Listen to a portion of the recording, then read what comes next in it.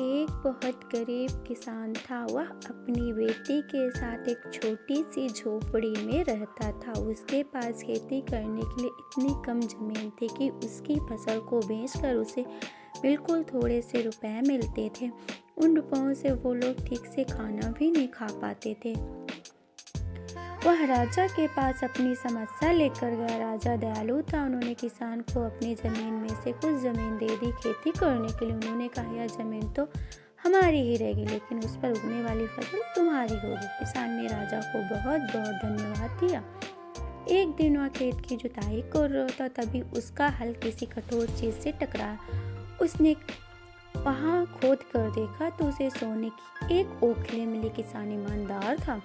उसने अपनी बेटी से कहा, हमें यह ओखली राजा के खेत से मिली है। जिसकी जमीन है उसी की यह ओखली भी है, इसलिए हमको इसे राजा को लौटा देना चाहिए।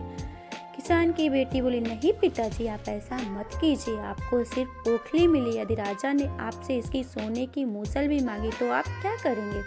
आप इसे ओखली को अपने ही पास रखिए। लेकिन किसान को यह बात ठीक नहीं लगी। वह बोला, जो चीज़ हमें मिली ही नहीं उसे मांगने का कोई अधिकार नहीं है। वह राजा के पास ओखली लेकर पहुंचा, लेकिन दरबार में ठीक वैसा ही हुआ जैसा कि किसान की बेटी ने सोचा था। राजा ने सोचा कि किसान ने लालच बस मूसल अपने पास रख लिया। किसान बेचारा सोने की मूसल कहाँ से ला कर देता। नतीजा यह हुआ कि किसान को जेल में डाल दिया गया। जेल में ना उसे ढंग से खाना मिलता था न पानी। किसान को ऐसी गलती की सजा दी गई थी जो उसने की ही नहीं थी।